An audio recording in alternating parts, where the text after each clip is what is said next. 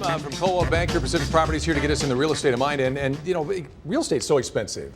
Some people are just giving up, but they should really explore every option before you give up. And Kalama, you're going to talk about some of the things you might want to consider. Yeah, definitely. I mean, last month we saw homes were at 650,000 on the island. And they're saying 700 maybe by next year. Maybe even possibly higher. So what are some things that you can look at if you just can't afford that kind of price? Well, I'd start by moving out from town. The Okay. further you get from out from town, you know, it's going to get less expensive. And then maybe you look at condo, townhome instead of single family. Right. Then after that, we get pretty creative. Okay, let's get creative. What's one of your ideas? Well, leasehold is one. Okay, wait a minute. I get it. People hear leasehold and they just recoil sometimes. But actually, if you do your research, you might find something that could work for you, right? Yeah, that's true.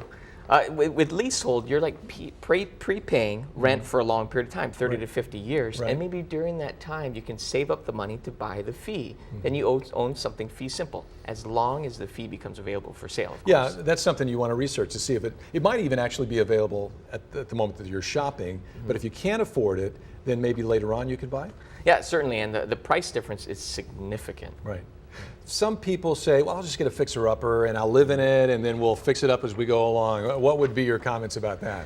Well, you really have to do your research now, because in this tight lending environment, lenders may not necessarily lend if the property is substandard, not in good condition, even if you promise to fix it up later. Yeah, and that process of living in a home while you're fixing it is not usually a pleasant one. Yeah. No, definitely not. Okay. Hey, you've got a leasehold listing that you might want to consider. What's the price on this?